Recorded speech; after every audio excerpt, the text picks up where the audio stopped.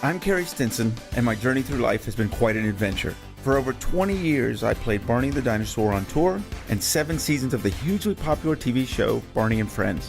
Now my journey is to bring together friends and guests from all over the entertainment world for inspiring and at times amusing behind-the-scenes conversation. I'm Carey Stinson, and this is Purple Roads. Welcome to Purple Roads. My name is Carey Stinson, and as always, I'm thrilled you're here. This one's very exciting for me. This is a good friend of mine. I've worked with him, and just this is somewhere we haven't gone, so it's really cool. It's really fun. There's like this connection to Barney and a connection to him, and so this is going to be awesome. This is Eric Neal, who I've known as a musician. He's so talented as a musician. But he's also, for the last 6-7 years, been working with Chuck E. Cheese. So we're going to talk about Chuck E. Cheese, and we're going to talk about music too. So Eric, how are you? It's great to see you, my friend. Man, so good to see you. And it's been a long minute, hasn't it? It has. What was the last thing that we did together? Do you remember? Oh my goodness. It would have been one of the Ryman and Steele, I think, out at Legacy Hall. Oh, right on, right on. I think is the last time I came out and shot some pictures with you. And yeah, and you had a picture from New York we were looking at just a minute ago. Yes, which was one of my favorite shoots I've ever done with you guys and Ryman and Steele. And if everyone don't know what we're talking about, it's one of the absolute best tribute bands you'll ever see. They're a Beastie Boys tribute band, and they're phenomenal. So Ryman and Steele, and check them out if you can. It's a lot of fun. I love the memory of you when we were filming on the streets of New York, recreating the Check It Out intro for Letterman. And I'm like guiding you as you're walking backwards and just like, look out, there's a fire hydrant, look out, there's this. And you're carrying the GoPro and walking backwards. And anyway, it's a fun time. We may need to put that link to somewhere. I wish you were behind the scenes of you grabbing my belt and pulling me through there, and the true trust that I had in you that I wasn't going to die. Right. Through New York. I'm so glad you didn't. Thank you. Well, this is so much fun. There's a lot of people that watch this show that want to get in the industry. Yeah. You touch in so many areas because of such a talented musician. And how many tribute bands are you in? Currently? I think 4 or 5. Let's see. I've got Petty Theft, which is a Tom Petty tribute. Yeah. Who's Best? Band in Dallas. Yeah. Sorry. Who's Best, which is a Who tribute. I'm the Townsend. Yep. There is Thin White Dukes, which is Bowie. Okay. There is Ryman and Steele, of course. Sure. I've done a Neil Young thing. Okay. I've done a Bob Dylan thing. Those are, I guess, still typically, we don't play all that much. I think officially we still exist, but it's been a little while. I think post-pandemic for both of those. So, that threw a wrench in a number of things. Well, one of my favorite things from Ryman and Steele is that I don't think, now I'm guessing here, but I don't think you were a DJ before. Right. And there was an opportunity and you taught yourself, as I recall the story. Yeah. So Kyle, who is the ad rock, was telling me one day, there's an opportunity to maybe be the DJ. How long would it take you to learn this? And he was not serious at all. Right. He was just like, I know you're a good guitar player and whatever, but was sort of frustrated with the situation. And I was like, man, give me 2 months. And he was like, yeah, okay, whatever. So I sort of just went and very quietly just worked on my chops. My brother oddly had a set of turntables. I was like, hey, can I borrow those? And man, just got good enough to do the gig, and sent him a little video of it. And he was like, dude, you're in, and then just from there, it turned into this other thing. And man, it's such a fun gig and a fun role to be in that band and sort of like running the thing and learning to do the scratch part. It's so much fun. I'm just entertaining myself, Carey. You also get up there and rap. Yeah, that's true. I jump up there occasionally, and I've actually subbed for Josh as MCA a couple of times, but I'll do we'll do So What You Want, the version that has Be Real from Cypress Hill, and I'll do that part and a couple of other things where I'll get a little feature here and there. That's so cool. And then with Chuck E. Cheese, we were trying to come up with a title and it was so much, there was just no way to do it all. And I love the fact that you said, well, start to finish, and it really is, right? So writing, directing, puppeteer, puppet maker, obviously music. Yeah. How did that all come about? So I started back in, God, I think it was 2014 when I first officially started. And I came in as a puppeteer, and there's a guy that works up there, a buddy of mine named Matt Daniel, that contacted me and had seen some of the puppeteer work that I had done previously, just sort of as a hobby, and we can go back into that world too if you want. Sure. But anyway, I came in as a puppeteer, and I almost didn't do it. Like I was like, man, I'd rather do my own thing, and something was just like, well, it's just for a week, and I'll go in and I'll wiggle some dolls for a week, and maybe it'll be fun and whatever. Right. And it was a blast, and it was, a big production. I sort of thought, this will be a small thing, but there's a crew of like 30 people, and it's a big production, and so that was fun, and the people that I met were great, and so it's like, hey, if you ever need a session guy or like a songwriter or whatever, just I do this other thing, and sort of I think got the okay, whatever, and went in and did another puppeteer performance, and then at some point Matt, I think, just needed some instrumental music like quick, and so he contacted me and was just like, hey, can you do something and give it to me tomorrow? I was like, okay, and so just frantically did it, and he liked it, and that sort of snowballed into like, well, you want to write something else? And just like, okay, sure. So I wrote some more music, and at the time I was just doing songwriting and submitting that, and at some point one of the demos that I did, I really liked, and I was like, can we use the music from this? And he's like, yeah, sure. And at that point I started doing all of the music for it, and like playing all the instruments and stuff on the stuff that I had written. Right. And then at some point, the director that we were working with went and did other things, and he was just like, well, these are your ideas. Do you want to direct? Well, yeah, sure. And I sort of stepped in all of this stuff, not necessarily even knowing how to do it, but it would just sort of learn on the job, and very nervously go in and do this, and it sort of just fell together. So from there, I edit my own stuff, and so anything that I typically start the idea and write the music, I'll kind of start to finish, have my hands all over it. But there's a lot of other people that are doing great stuff with it too. It's not just me, but I'm doing a lot. Well, I want to get all into that, but I Yeah. want to get to the beginning before we go forward. Okay. Because obviously I've seen your talent over the years with music, so I've got to hear more about that. Yeah. But also just the whole aspect of the entertainment world, right? To where you got to this point where you can jump in and you can puppeteer, you can jump in and you can write. I need something quick, right? That takes, obviously there's natural talent there, but it takes a little time to get there, right? Totally. So Yeah. where did this all start as a kid, where you picked up all these skills to where you are now?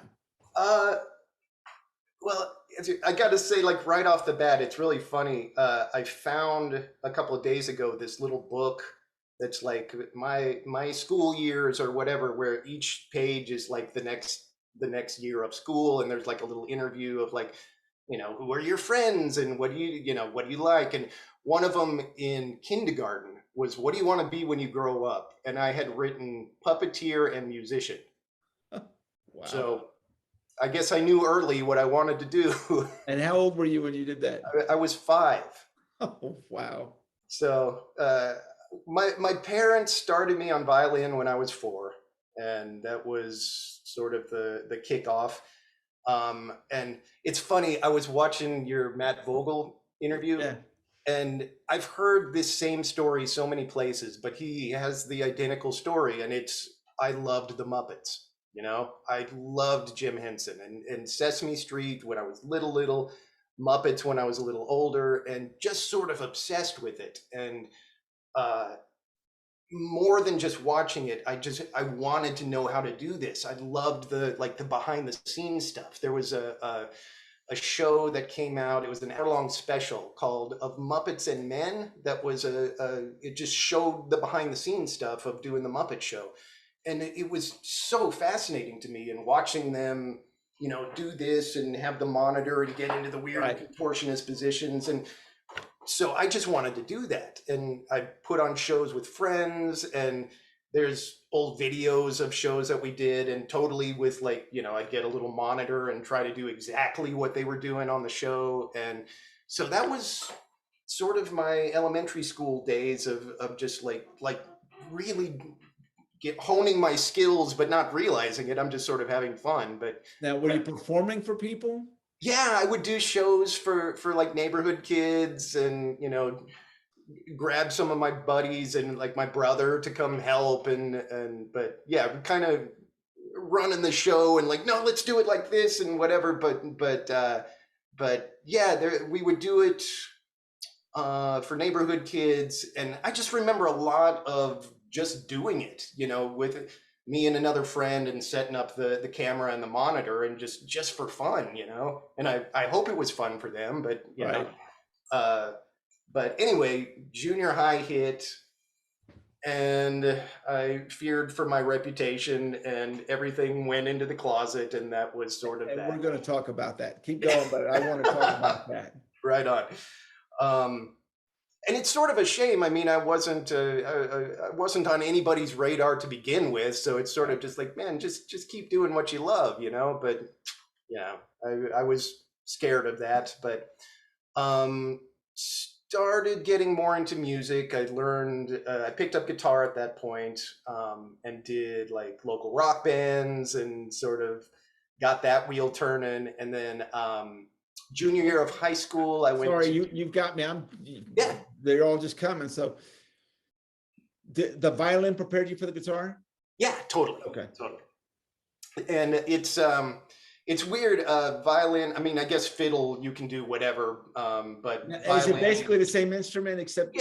Yeah, it's just the style, Right. So with classical, everybody plays like this, right hand.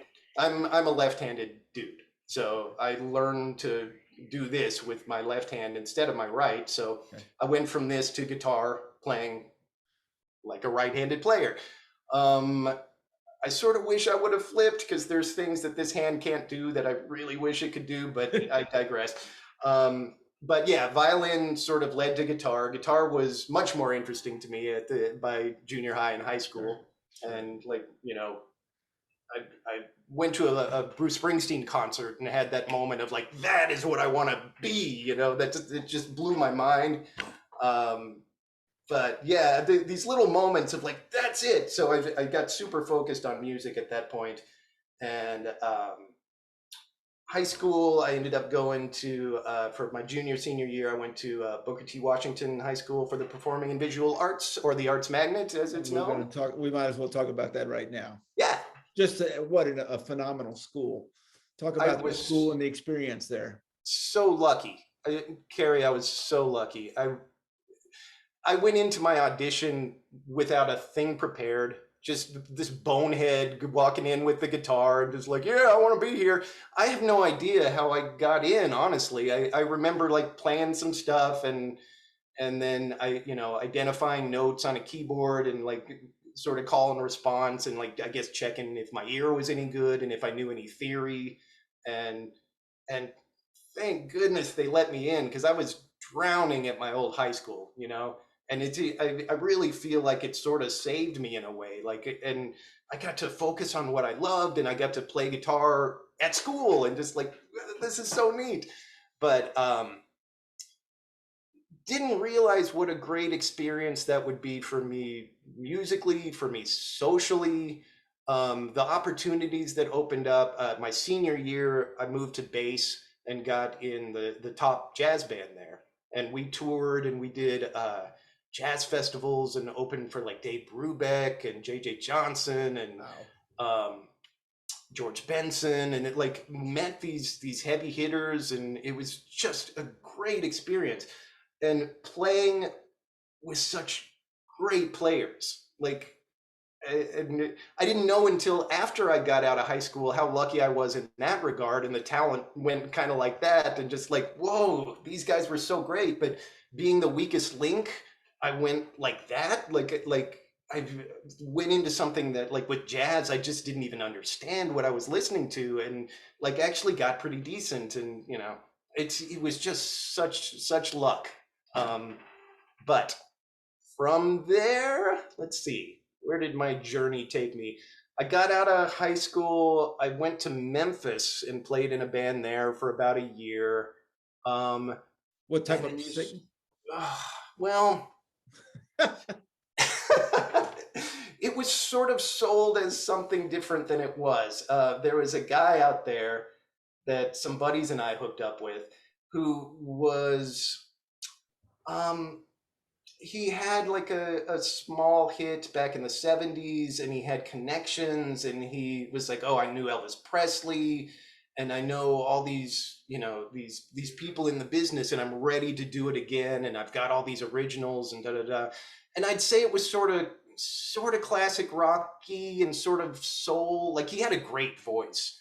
But I got out there, and it turned into sort of just a bar band, and we'd go and do these like 4 or 5 hour shows of Mustang Sally, and just like just whatever the 30-year-old crowd was wanting, and it just turned into this sort of hamster wheel thing, and it was very I was disillusioned with the whole thing after about 9 months, and so I put in my notice. I mean, it was a great experience looking back and sort of being on my own and living off of music, and Right. it's like making a decent living just playing bars and stuff, and it was fun, but it sort of ran its course.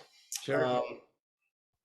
So I came back to Dallas, and I have about 7 years of going to college for a computer degree and working in a cube that will just like flash forward. Sure. And at some point, I got downsized from that company, and was just like, well, I'm going to take some time and just do whatever I want and sort of see where life takes me.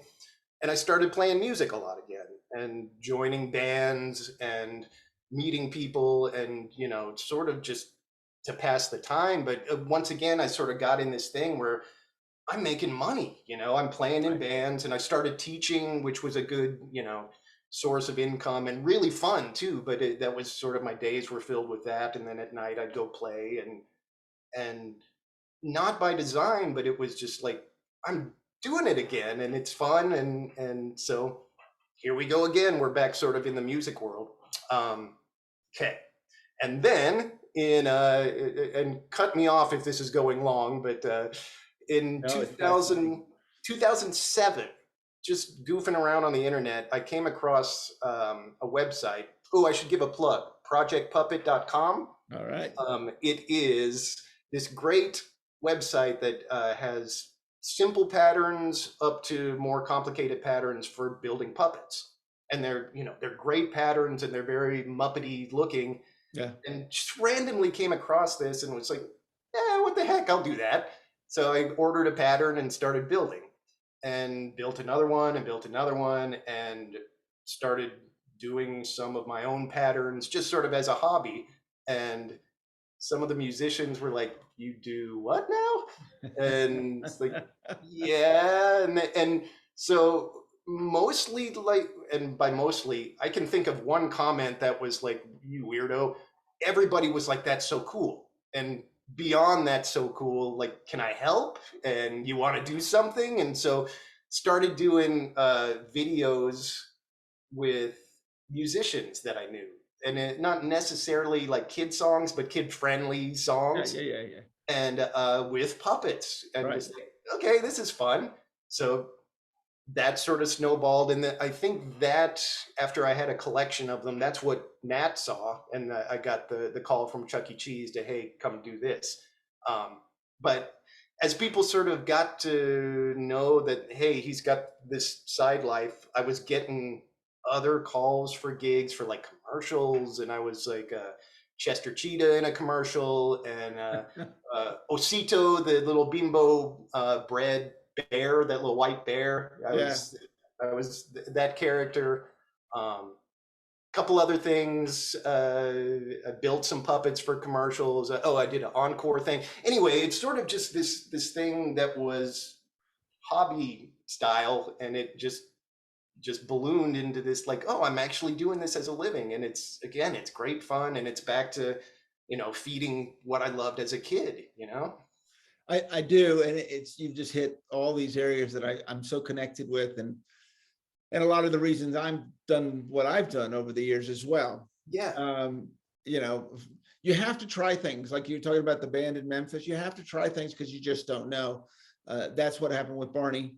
I went over to this lady's house. She was doing a birthday party. She's Barney, and here I am at this lady's house. She's got 2 kids. I'm in the garage looking at this costume that's 20 pieces, and she's handing me a VHS tape saying, "Go learn this." And I'm thinking, where's this going? And Yeah. obviously the world knows where this went. So Yeah. I would have never, ever, ever seen that. So obviously the lesson for both of us here is to everyone is to try. Exactly. On that as well, I have tried about everything you can in the entertainment world. I took singing classes. I was the worst, and I got an A+ in the class. And she goes, if you could sing like your passion, you'd be the greatest singer in the world. Yeah. But I did it, and I don't have to wonder, would I ever try it? Could I be good? No, I wasn't, but I tried. Yeah. And I'm hearing a lot of that from you. And I also want to get to the point there at the beginning about how you found this thing you want to do so much, and then you left it because of whatever it may have been. And we've talked about this on the show a lot, and I love getting into this because we're all born creative. I believe it 1,000%, and kids are so innocent and fearless, and then all of a sudden we start getting older and it's not cool, or it's embarrassing, or whatever it may be. Then you've got to come back around to this later point in your life where you don't care. You're with these musicians making puppets and you just don't care. That's it. So and it's like about that part. I just think curse you junior high, where it just like suddenly matters. And it, like, I remember in 6th grade, like hitting that point where all these people that were just in my class that were all friends last year, suddenly everyone's fractioning off into these little groups, and just like, hey man, and then the quick back turn, and it's like it's a terrible time, Carey. Right. Oh, I went through similar. Absolutely. Yeah. But what brought you within you? We hear this so much on this show, that your creative just took over. It was like, I just really don't care. I'm gonna go do what I want to do. Was it just that, the memories of being a kid? Was it, I just don't care anymore? Where did that come back? Where you just pushed through? All of the above. I mean, that's later in life where you don't care anymore. It's just like, this is just going to be fun. And I kind of wish that I would have held on to that in junior. I mean, your road takes you where it takes you, and I'm glad where I am now. And who knows what turns could have happened if things had gone differently. But yeah, it's just follow that passion and try not to care. Right, and just believe in what we're all individuals. And when you can be that individual for whatever it may be, it really is the key to all that. That's exactly it. And this trying that you're talking about, and all these things you've done, have prepared you, because I've seen it with you.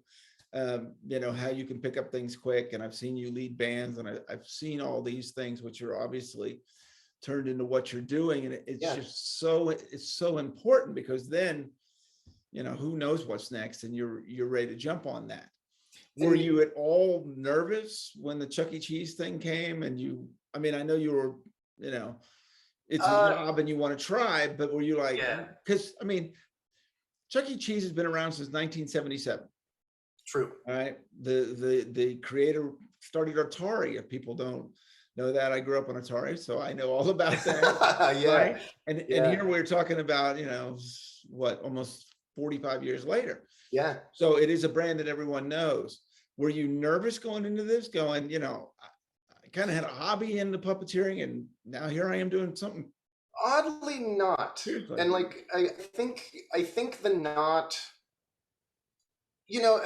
my gut reaction when I got the inquiry was no, which again, I'm glad I said yes. Sure. And it's coming back to like, just say yes to stuff. Like, so many cool things open up when you just say yes to stuff. Absolutely. But I think that gut no was sort of like, meh, I'll go in and do this. And I knew that I had some decent chops coming in, and like if I didn't know sort of what I was doing, I think I probably would have been more nervous about it. But I was also going in with a buddy.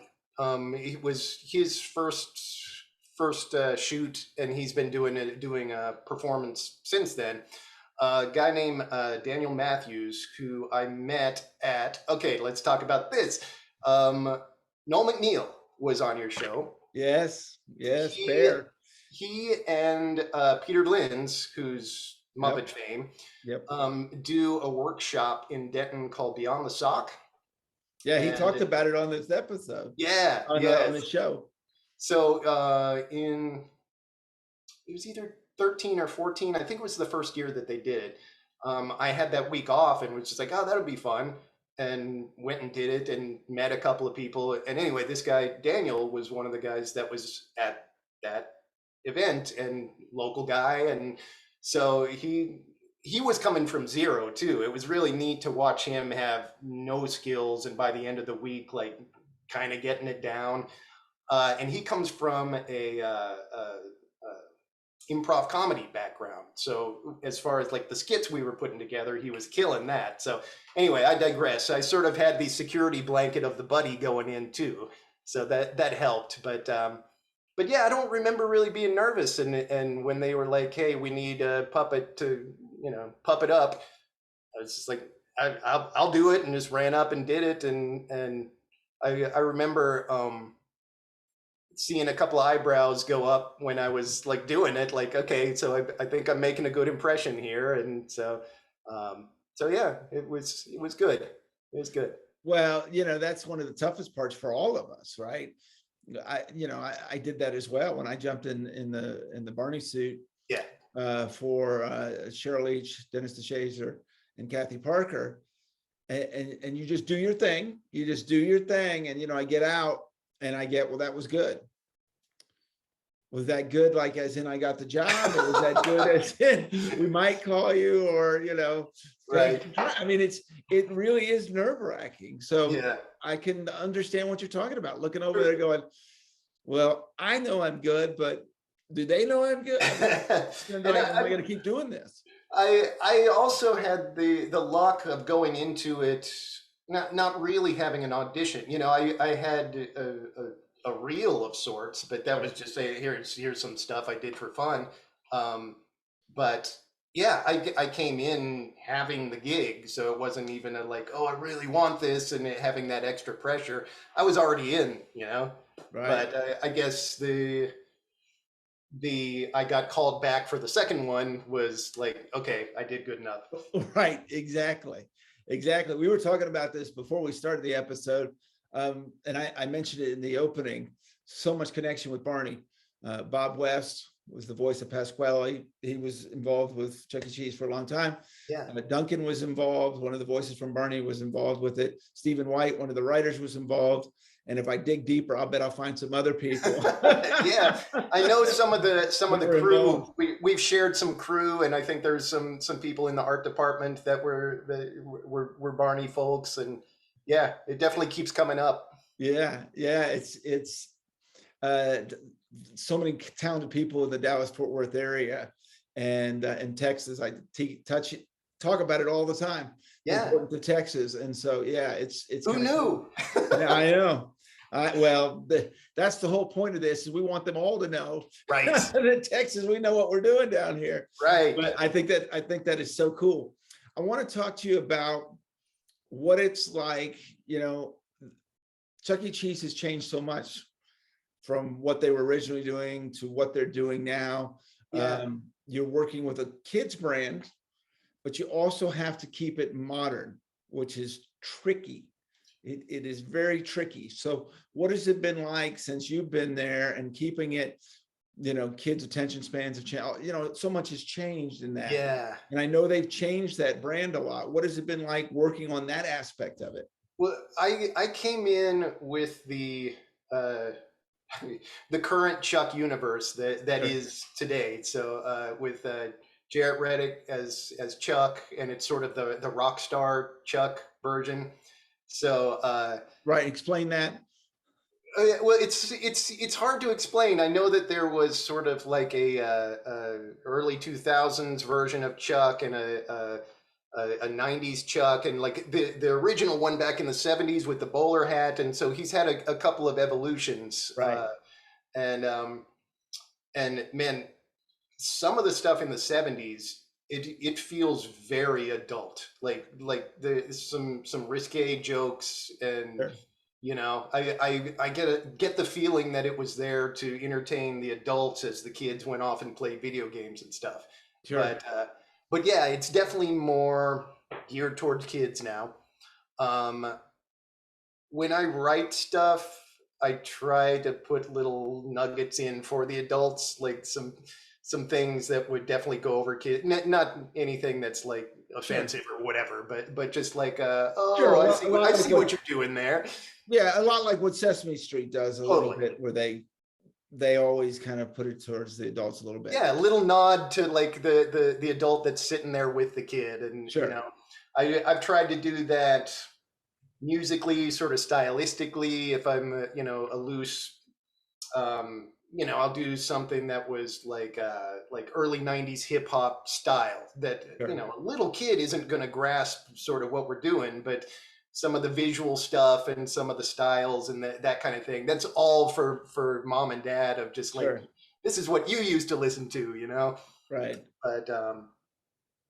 But yeah, as far as, I sort of forgot the question, but I'm No, sort of, it's just keeping it to where it is now, right? To the where yeah. kids are with attention spans and everything from the original brand to now. Yeah, one thing that has sort of evolved, and I understand it. It's sort of a shame because I liked what we were doing. When I came in, we were doing sort of long stories. So Right. there's like a 3-act story where, Sure.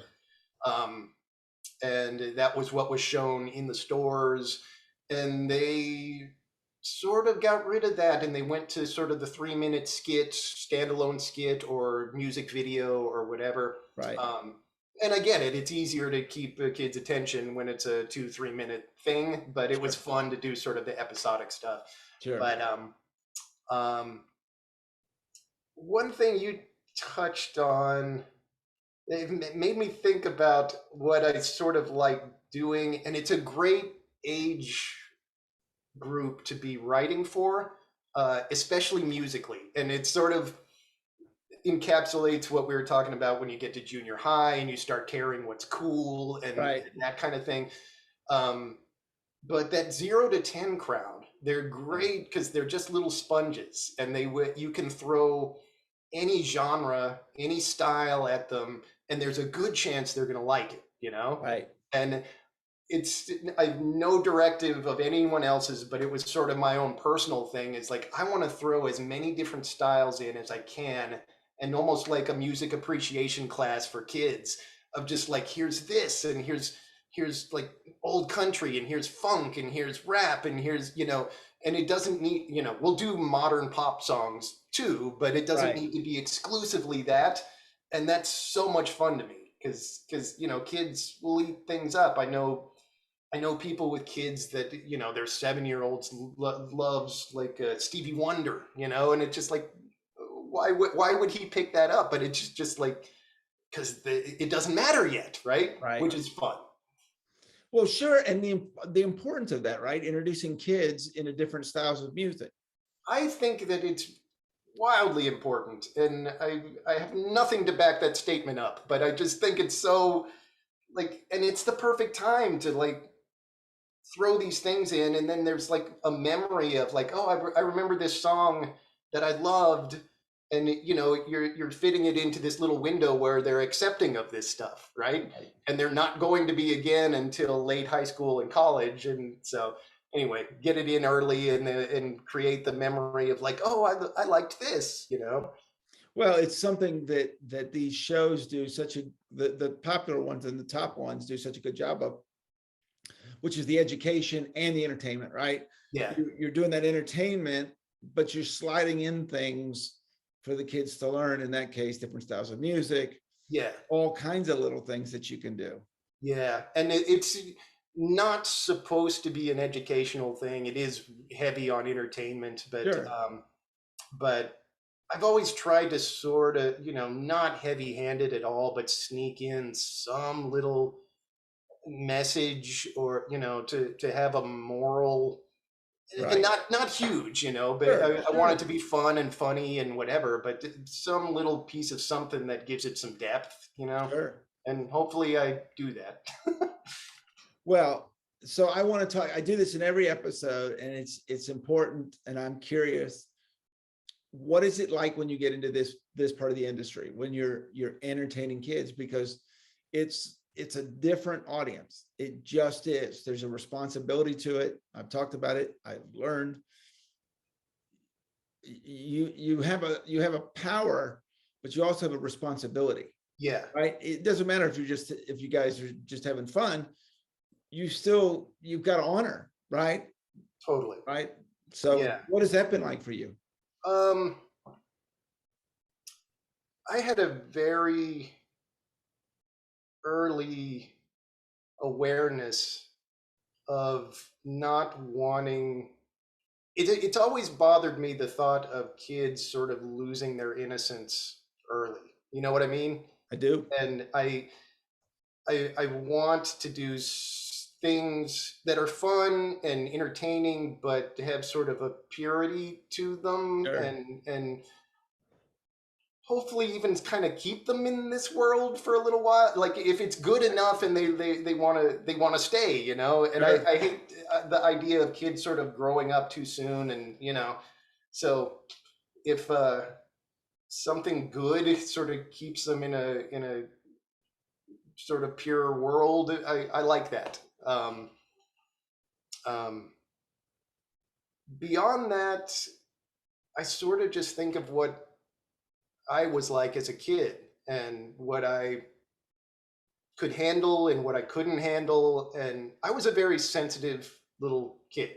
And so, like, I know I don't want to go over a line of something that would scare a kid. And, you know, I could be scared very easily. Like, the sort of bad example, because this really was scary for a 4-year-old. One of the first Muppet episodes I saw, probably the first Muppet episode, was the Vincent Price episode. Sure. And, you know, Kermit grows vampire fangs and latches onto his neck, and just like, what? It was way too intense for me. And so, anyway, I put a lot of thought into that, of like what's crossing the line and don't, you know. Right. I want it to get close to the line, because the line can be fun for kids, but Sure. you know, don't go past that. But I don't know. What have you thought about in your world as far as that goes? Well, I saw it a lot.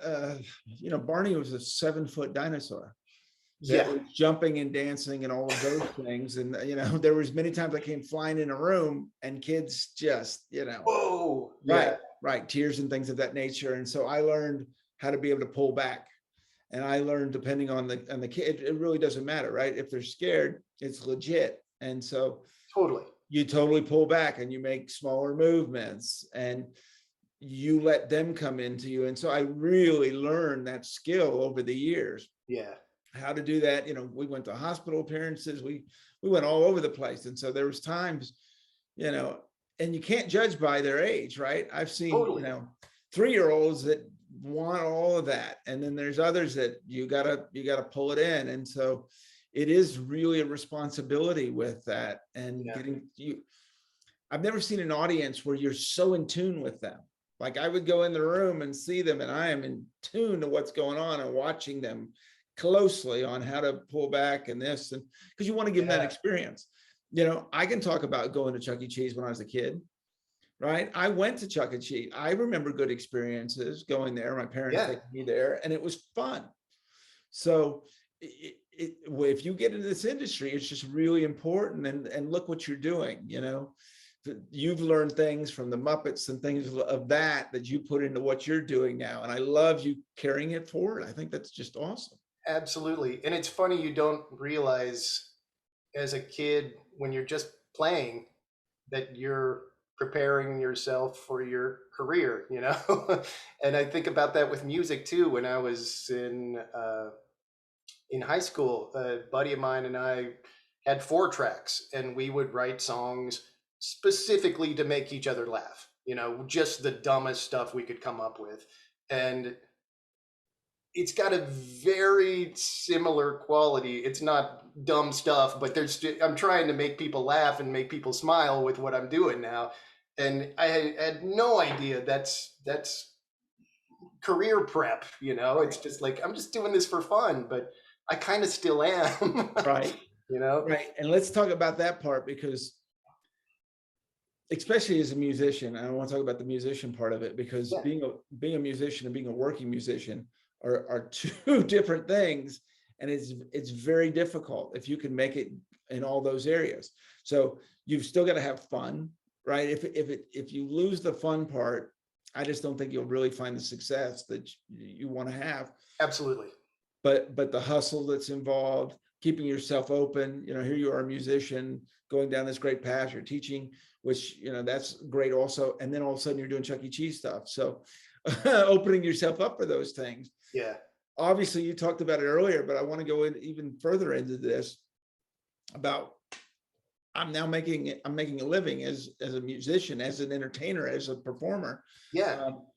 How hard was it to get there, and how do you keep that going? There's a lot of hustle. There's a lot, and it's tough. I think it's a certain personality that will stay on that. When you sort of don't work for anyone, it's easy to just like, well, I'm just gonna sleep in today and whatever. So it's like, you remember you gotta eat, and so, but it's a bit of a hustle, and it's like going out and getting gigs and keeping all these plates spinning and not, you know, crashing one on top of the other. Like, it's with the bands that I'm in, pretty much everybody is in several other bands as well. So there's a lot of scheduling and like making that work and whatever. But getting back to sort of like making a living, it snuck up on me. I had this sort of like out of the cube moment for 6 months. I was giving myself to just like, I'm not going to look for another job. Right. I'm just going to like see where life takes me. And got in a band and got in another band and got in another band and met people and did session work and did lessons, and it just snuck up of like, I'm not dipping into the savings that are the, what is it? Not pension, but where they give you when they can you. Your 401k. Yeah, but I had a little pile of money that was like my parting gift. Yes. But your severance. Your severance. Yes, thank you. The severance.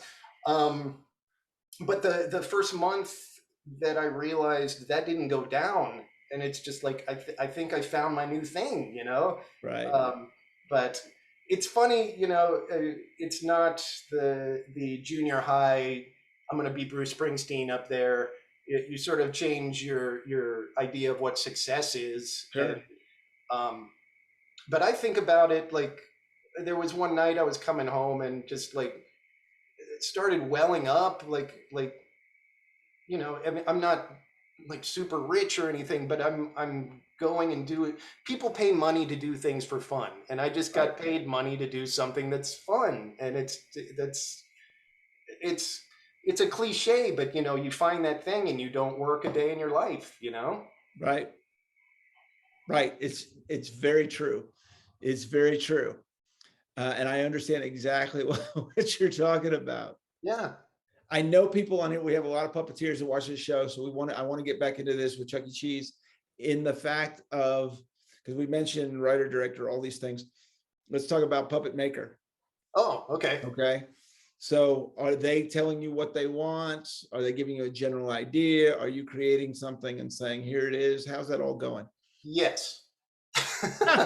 Perfect. So the Yes. next, no, well, it's funny. That's a lot of it is like that. Sometimes, even with like the songwriting, they have a specific, we need this character to sing a song about this in this style, and with elements of blah. And sometimes they're just like, we need a song, just give us one. And so with the puppets, it's been like that too. I built. Okay, so I first off want to be clear, the main characters, those are not mine. There's a guy named Andy Hayward who's a brilliant builder and puppeteer that built all the main characters.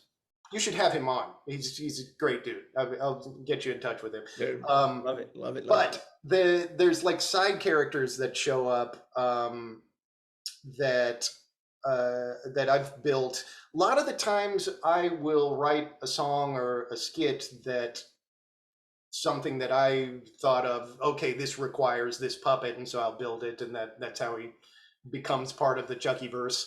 But I also have a group of blank characters, which this is an old Muppet trick, but it's I think they're called Anything Muppets, or I've heard them called Whatnots. I love that name, so I call them Whatnots.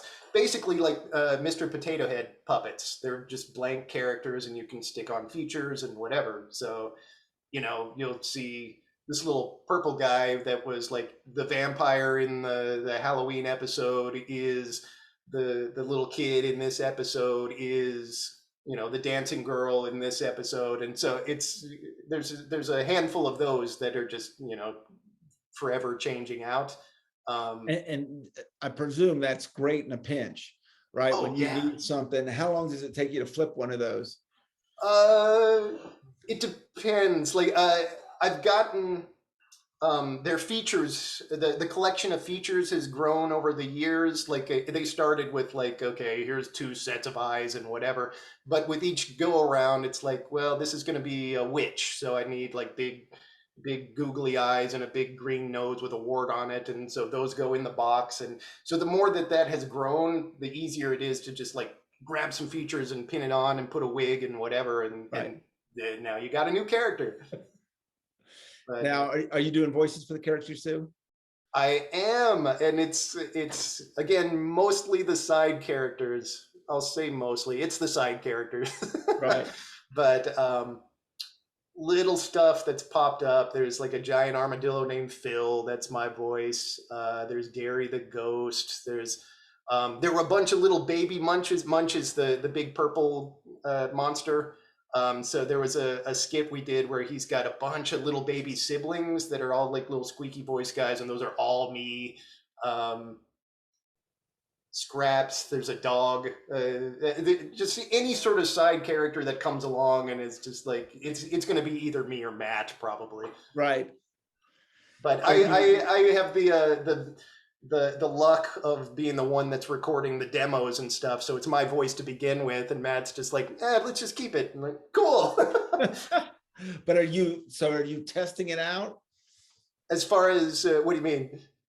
Character voice, or do you just that's what you're going to use? In other words, are you like, well, what do you think of this? Or what do you think of this voice? Is there a process with that? I think I find something when I do the demo that I like, and I put some thought into it of what I would have this guy be, and generally Matt just likes it, and it's just like, okay, that's his voice. Every once in a while he's like, maybe someone else can do that one, and it's like, okay, right. But yeah, it's sort of like sticking my toe in the voice actor world. And back with the other stuff that I've done before Chuck E. Cheese, none of it was like pre-recorded stuff. So it was finding voices for these characters and whatever.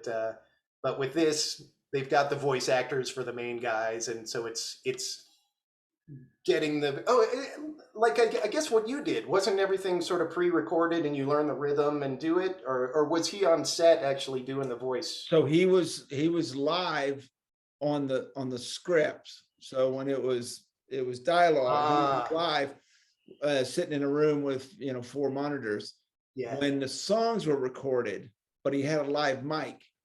So obviously I know the song, hey, Mr. Knickerbocker, but then he could add, a giggle or something like that. So wow. Did you know what was coming, or did you just have to like find it on the fly? No, we had to find it on the fly. Now after a while they got used to, like, I'll bet Carey's going to do a jump here, and so I'm going to add a giggle or or whatever. Yeah. He's going to wiggle find each other's rhythm and yeah. That's right. That's right. It's that improvising kind of thing, but you get a feel for it, right? He's doing something that needs something, right? Or vice versa.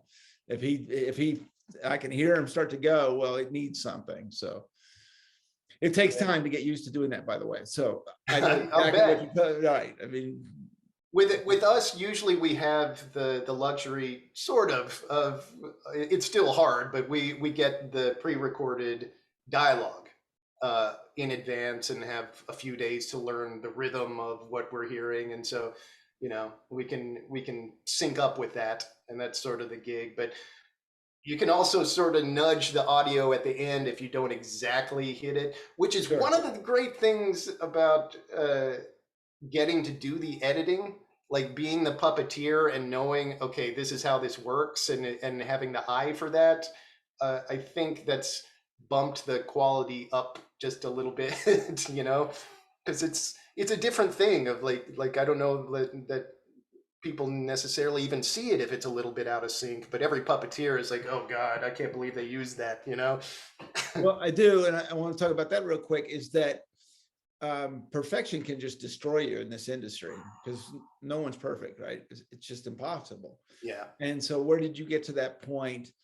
Because I know for me, it was hard at first, because I'm learning on the game, and there's stuff I'm like, oh my gosh, yeah, it's not my best, this or that. And then you get to the point where you're like, man, you're really good at that. Well, yeah, shit, I've been doing this for 18 years, right. You're learning every day. Yeah. So and I think that's the first time I've cussed in this in 84 episodes. I'm so proud that I could have been here for that. It was you that let it loose. Are you going to bleep that, or are you going to leave it? I don't know. We'll think about that. But I try to leave this very little editing and let it go. So I don't know. We'll see. Yeah. But anyways, on your aspect of it, because I've seen you as a musician, and you're so technical, is it hard for you, whether it's music or puppeteering or writing or that, to let some of that stuff go? It's agonizing. It's terrible. Like I love when you do let go, those moments of, and it can be either in the moment or after or before, I suppose. But when it's just flowing and you're just like, what I'm doing is good, and even if something's a little rough around the edges. But yeah, I'm a terrible critic of myself, and it comes and goes, and something that I can think was awesome, I can go back and look at it and just like, man, that's terrible. Like, so it's an ongoing thing, and I'm sure it'll always be an ongoing thing, and just like being okay with what's there. And, as long as people just keep asking me back, I can feel at least that good about the quality, Well, usually they don't even notice it, right? Right. Usually it's us. Yeah. Good point. I want to talk about this too real quick. I'm like running out of time, and I'm like, I got all these things. You ever go over an hour? You want to just like keep going? What else you got? Yeah, maybe we'll do that. We'll just let her rip. I know this creatively, and so how is it because I've seen you do both, right? So you're playing original stuff, you're creating, but sometimes you're playing others, right? Whether it's the Beastie Boys or things of that nature. Totally. That balance of playing someone else's music or whatever that may be. Yeah. And then also the creative, it's one of the reasons I got into photography, because it opened up a part of me. Yeah. Right. When I was doing Barney, there's directors and producers and choreographers and writers and all those things. So it's a big collaborative thing. And a lot of times when I get my camera, I just go out, into nature and I can go shoot, whether it's a great picture or not. I got to do that. So there's a balance there. Yeah. What is it like for you in that balance of creating your own, but also, doing other people's work? It feels like two different worlds, honestly. Like doing the tribute band stuff. I love that music, and it's it's super rewarding to get to play the stuff that you grew up on, and you have this deep love and appreciation for, and but it's not yours, so you don't have to be like, well, people don't like it, and so it doesn't, it doesn't hurt if Right. if people are like, Okay.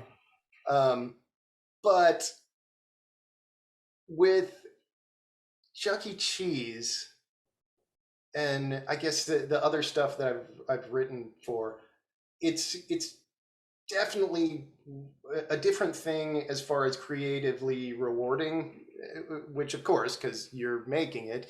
Sure. But I'll say I've found it easier to write for them versus, I've never done the Eric Neal band, Right. and at this point, pushing 50, I don't know that there's any point to be doing that, but Sure.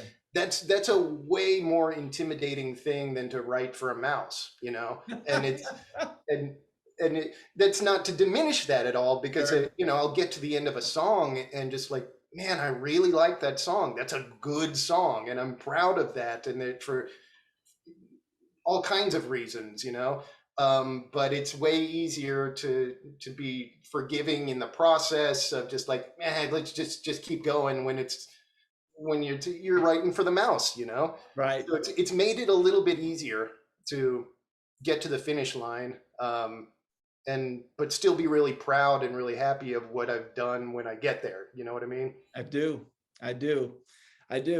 Well, we're just going to have another episode, because there's no question about that. I got so much more I want to ask you about. But I do want to finish up this episode with, what advice would you have musicians, puppeteers, writers, getting into the industry, staying in industry, and really with their art, their craft? Man, it's following your purple road. You know what I mean? Like follow what you feel, like the things that move you. Do those things. Say yes to things. Like just keep going. It's all the moments in my life that I've said yes to things that have blossomed. So that's like the biggest thing for me. Is just say yes. And what if someone says no? How do you handle that? Oh, it says no to me? Yeah. oh, that's worth a whole other episode, Carey. All right, give me the short of it, and then we'll go into it on another episode. Oh man, no is hard. Like I'm amazed at the people with thick skin, and you got to have thick skin, because you get no a lot. I think the more you do and the more you're known, the more people ask you to do things, and you get to say no. But man, no is hard. I know you've talked about it, that you've gone through a lot of no's, and it's just part of the deal. And this is true, but I remember no's from years ago that's still like, ouch. My biggest no was, I was told I was going to get a phone call, and I never got the phone call. Oh. And I found her number, and I called her because I was like, well, she said she was going to call back. And I was 22 years old, Right. And so, yeah, I mean, I admire the tenacity there. That's cool. Wait a minute. And I wasn't, it's funny, because I don't think I was even mad. I was like, well, something must have happened. I know she meant to call me, which she didn't, but it all worked out. But it is fascinating to see those kind of things. Like I said, we're going to have another episode. This has been just such a pleasure. Let's do it. This was fun, man. Thank you for having me. Oh, my pleasure. My pleasure. And I know the audience is going to love this stuff, because it takes a lot to get to where you are. And I love how you've done this. I've seen him And if you get a chance, if you're in Dallas, Texas, or where, who knows where he's going to be, you got to see him. We will have him on our social media so you can see where he is and all the things going on. And I'm going to finish up here. I swear I'm going to finish up here with, what do you think is next for you? Ooh. I don't know. I know that there's a lot of Stay the Course stuff. We're working on the next round of Chuck E. Cheese music already. We're doing a brainstorming session soon. And so there's that. There's a couple of rhyme and stealing gigs coming up. I don't know what the next sort of big thing is, but we shall see. And we will let you know when we find out what that is. Right on. Man, Eric, just a pleasure. Great to talk to you, man. It's good to see you too. You look good. Well, Dude, thank you. Congratulations. Thank you. Yeah, I just kind of let the world know the other day. Yeah. I actually got married a month and a half ago, and thank you so much for that. Absolutely. Yeah, thank you. Well, I got to come see you soon. My camera is itching to come see the pictures. It's been too long since I've shot a rhyming and stealing show. So come out. You shot my favorite picture of me that I've, like, it probably doesn't even look like me anymore. I've used it for so long. So I need a new profile pic, Carey. All right, perfect. I'm coming out. We'll come do that. Man, thank you so much. And we'll talk to you soon. Yes, sir. Have a good one, buddy. And thank you so much for watching Purple Roads. Remember to keep your eyes, ears, and heart open, and you'll find your purple road. We'll see you next week.